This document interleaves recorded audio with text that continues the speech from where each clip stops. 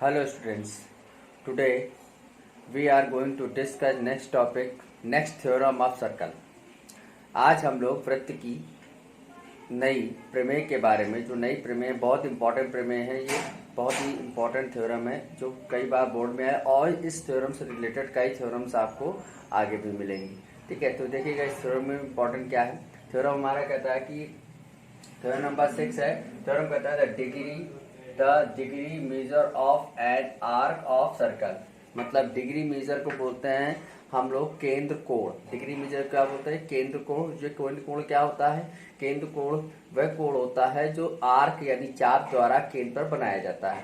तो डिग्री कोण को हम लोग क्या बोलते हैं? केंद्र कोण बोलते हैं। केंद्र कोण क्या होता है? केंद्र कोण वह कोण होता है जो आर्क मतलब चाप द्वारा केंद्र पर बनाया जाता है। तो देखिए, the degree measure of an arc of a circle is twice the angle subtended by it any point of the alternate segment of circle with respect to arc।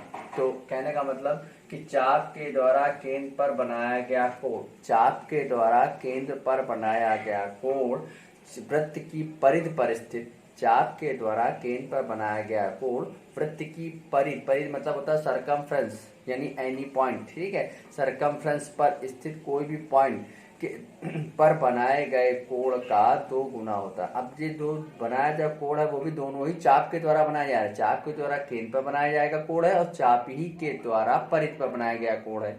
तो दोनों कोणों का क्या होता है? एक कोण दूसरे कोण का डबल होता है। यानी कि जो हमारा पास डिग्री मेजरमेंट एंगल है वो डबल होता है आर्क के द्वारा सरकमफ्रेंस पर फिक्स किसी पॉइंट पर बनाए गए सेगमेंट एंगल के।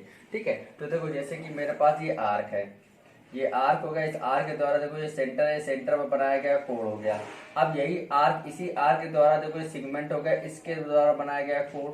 ठीक है, तो कह रहा है कि ये वाला कोण इस वाले कोण का डबल होता है, ऐसा हमको सिद्ध करके लाना है। ठीक है, कह रहा है कि सेंटर पर बनाया गया कोण यानी सेंटर पर बनाया गया कोण इसको बोलते हैं सेगमेंट एंगल। ठीक है, सेंटर पर बनाया गया कोण सेगमेंट एंगल का डबल होता है। सीधी सी बात, सेंटर पर बनाया गया कोण सेगमेंट एंगल का डबल होता है। सेंटर पर बनाया गया कोण को हम लोग बोलते हैं केंद्र पर बनाया गया कोण त्रिज्यखंड के बने कोण का दूना होता है। एक लाइन में अगर हम कहना चाहें, केंद्र पर बनाया गया कोण त्रिज्यखंड के बने कोण का दूना होता है। ठीक है, तो the degree measurement of arc of circle is twice of the segment of the angle subtend by at it any point of the alternate segment of circle with respect to R. मतलब वृत्त के चाप द्वारा केंद्र पर बनाया गया कोण वृत्त के चाप द्वारा वृत्त की परिधि पर स्थित किसी बिंदु के द्वारा बनाए गए त्रिज्यकोण का 2 गुना होता है। ठीक है, अब इसको हमको सिद्ध करके लाना है। तो देखिए, सबसे पहले हमको क्या लिखना होगा? गिवन। तो हमको क्या गिवन है? तो गिवन दैट, तो हम जानते हैं हमको एक सर्कल पहले दिया गया है, तो क्या लिखेंगे? COR, C for circle, O for के सेंटर और R फॉर रेडियस। आपको मैंने कई बार बता रखा है। अब हमको क्या गिवन है? आर्क गिवन है। आर्क को हम लोग हिंदी में क्या बोलते हैं? चाप। चाप को कैसे डिनोट करते हैं? देखो ये आप ऐसा आधा सर्कल ऊपर बना देते हैं तो इसको हम लोग चाप बोलते हैं। तो ये आर्क है, आर्क को हिंदी में बोलते हैं चाप। चाप कौन सा है? AB। अब आपके पास हमको प्रूफ क्या करना है? वो लिखना है प्रूफ दैट हमें प्रूफ क्या करना है भाई? हमें प्रूफ करना है कि angle AOB equal to 2 times angle APB। मतलब ये वाला कोण इस वाले कोण का डबल होता है, ऐसा हमको प्रूफ करके लाना है। ठीक है ना, ऐसा हमको प्रूफ करना है कि ये वाला एंगल इस वाले एंगल का डबल होता है। इतनी बात समझ में? अब आ गया कंस्ट्रक्शन में आ जाओ। तो कंस्ट्रक्शन में देखिएगा, कंस्ट्रक्शन मतलब आप जानते हैं क्या होता है? रचना करना। हमको एक रचना करना है, तो मैंने क्या किया? Draw a diameter with point P। हमने क्या किया? पॉइंट P से एक डायामीटर ड्रॉ किया। डायामीटर को हम लोग हिंदी में बोलते हैं व्यास। अब किस बिंदु से डायामीटर खींचना है? व्यास खींचना है P से। अब जानते हो डायामीटर होता क्या है? अब which cord is passing to the centre, ऐसा कॉर्ड जो वृत्त के केंद्र से होकर जाता है उसे हम लोग क्या बोलते हैं? व्यास बोलते हैं। कैसा? ऐसा कॉर्ड या ऐसी लाइन, ऐसा भी कह सकते हैं आप, ऐसी लाइन जो सर्कल के सेंटर से होकर जाती है, जो वृत्त के केंद्र से होकर जाती है उसे हम लोग डायमीटर बोलते हैं। तो देखिएगा, हमने P से डायमीटर ड्रॉ करा। देखो ये आ गया, देखो ये सेंटर से आया ये। ठीक है, और इसको नाम देना चाहो तो मान लीजिए M बोल दिया। तो आपने क्या किया? ड्रॉ मतलब खींचा। ड्रॉ आ डायामीटर PM और एट पॉइंट P। हमने क्या किया, बिंदु P से व्यास PM खींचा। क्या किया, बिंदु P से व्यास PM खींचा। आप लोग हिंदी में लिख लीजिएगा, ठीक है ना। तो draw a diameter PM at point P। अब हमको देखो क्या करना है, अब हमको यहाँ पे प्रूफ करके लाना है। प्रूफ क्या करना है, आपको मालूम है कि ये वाला एंगल इस वाला एंगल का डबल होना चाहिए। तो देखिए हमने क्या किया, इस पे नाम दे देते हैं। इसको दे दिया 1, ये दे दिया 2, इधर दे दिया 3, इधर दे दिया मैंने 4। ये तो हमने नाम दे दिया, ठीक है ना। 4 एंगल दे दिए, 1 2 3 4। कोई भी आप नाम दे सकते हैं, नेमिंग आप कर सकते हैं खुद ही, ठीक है ना। आगे आ जाओ। अब तो मेरे पास ट्रायंगल बन रहा है AOP।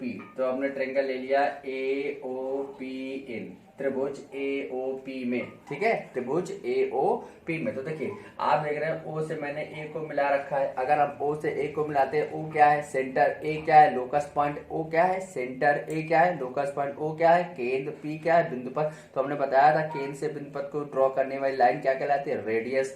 तो ये आपकी क्या हो गई, रेडियस। इसी प्रकार O को मैंने P से मिलाया तो ये भी क्या हो गई, रेडियस। और आपको हमने बताया था सर्कल की सारी रेडियस आपस में क्या होती है, इक्वल होती है। तो सो लिखेंगे ट्रायंगल AOP इन। आपको क्या पता चला, आपको पता चला कि OA बराबर क्या है, OP है। क्यों बराबर है, क्योंकि ये रेडियस है। याद रखिएगा ये क्या है, त्रिज्या है। रेडियस है, त्रिज्या है। त्रिज्याएं वृत्त की आपस में बराबर होती है। तो देखिए यह अब हम लोगों ने पढ़ा था कि ट्रायंगल कौन सा है, AOP। आपने पढ़ा है ट्रायंगल कौन सा है, AOP। अब इस AOP में ट्रायंगल में दो साइडें OA और OP, दो साइडें, ट्रायंगल की दो भुजाएं OA और OP, दो साइडें आपस में क्या है, इक्वल है। अब दो साइडें इक्वल है, दो भुजाएं आपस में इक्वल हैं, तो ऐसे ट्रायंगल को हम लोग क्या बोलते हैं, आइसोसेलेस ट्रायंगल। क्या बोलते हैं, आइसोसेलेस ट्रायंगल, मतलब समद्विबाहु त्रिभुज। लिख दीजिएगा। सो ट्रायंगल AOP इज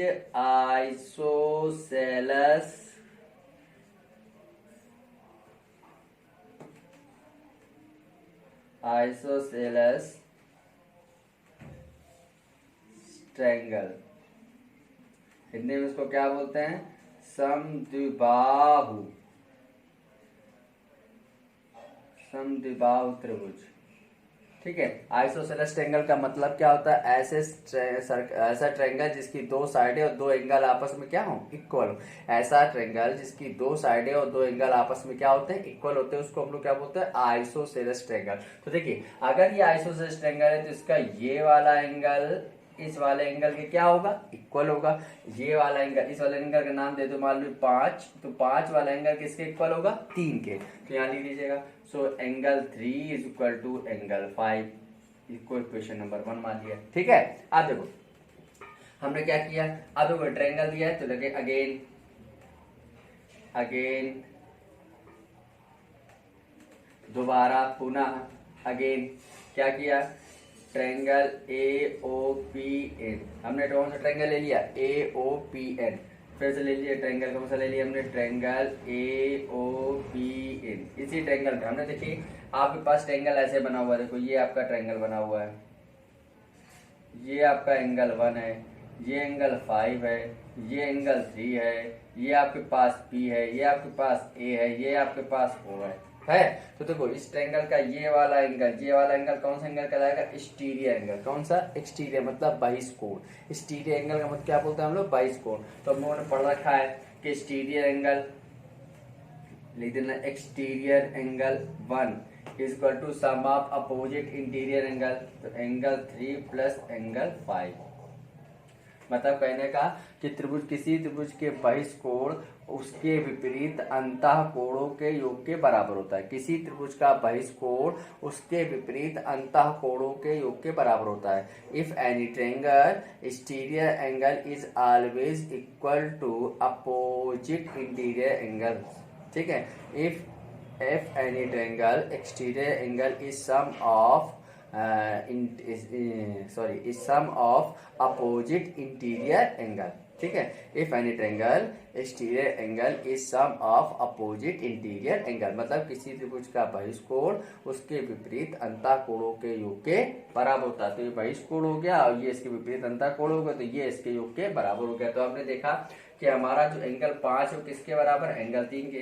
तुमको मिल गया एक्सटीरियर एंगल 1 बराबर, देखो 5 की जगह क्या लिख सकते हैं हम, 3। तो 3 यहाँ भी आ गया, 3 यहाँ भी आ गया, समझना। 5 की जगह हमने लिख दिया 3, क्योंकि दोनों इक्वल थे, तो 5 की जगह 3 लिखेंगे, तो 3 यहाँ भी आ गया, 3 यहाँ भी है, तो कितने 3 एंगल हो गए 2, तो ये क्या बन गया 2 एंगल 3, ये हमारे पास आ गया 2 एंगल 3। इसको मैंने इक्वेशन नंबर मान लिया स्मॉल है, ठीक है, इसको जो एंगल स्मॉल है मान लिया।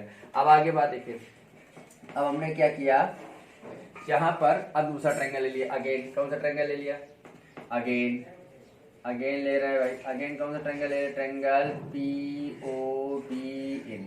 देखिए पीओबी में हमने देखा कि ओबी बराबर क्या है, ओपी क्यों है, क्योंकि ये रेडियस है।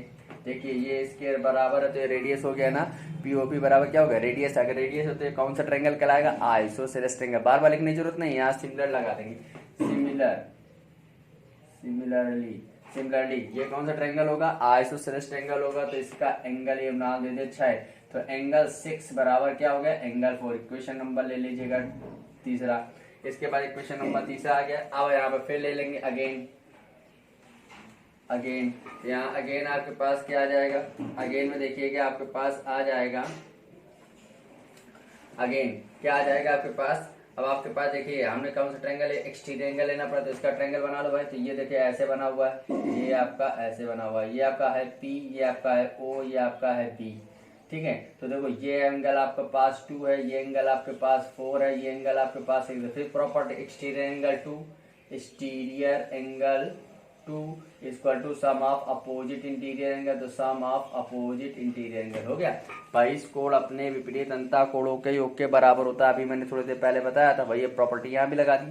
तो देखिए आपको पता है कि ये 4 जो है किसके बराबर, 6, तो हम 6 की जगह 4 लिख सकते हैं, तो यहाँ क्या आ जाएगा, एक्सटीरियर एंगल 2 बराबर एंगल 4 प्लस एंगल 4, यानी कितने हो गए, एक्सटीरियर एंगल 2 बराबर आ गया 2 इंटू एंगल 4 आ गया। इक्वेशन नंबर बी मान लिया। तो हमने क्या किया, by equation A and B, equation A and equation B add कर दो। इक्वेशन ए ये ले लिया, इक्वेशन बी ये ले लिया, ठीक है। दोनों इक्वेशनों को हम लोग क्या करेंगे, ऐड करेंगे। देखो ऐड कर दिया, ठीक है। तो ऐड करने रूल क्या होता है, लेफ्ट को लेफ्ट से ऐड करेंगे और राइट को राइट से। तो यहाँ क्या बन जाएगा, exterior angle 1 plus exterior angle 2 equal to, यहाँ पे क्या आएगा 2 एंगल 3 प्लस 2 एंगल 4। देखो यहाँ पर एक्सटीरियर एंगल 1 और 2 को जोड़ रहे हैं, 1 और 2 को अगर ऐड करेंगे तो ये वाला एंगल और ये वाला एंगल जोड़ो, तो ये वाला एंगल लेंगे, यहाँ से लेकर यहाँ तक 1 है और यहाँ से लेकर यहाँ तक 2 है, दोनों जोड़ो तो क्या बन जाएगा AOP।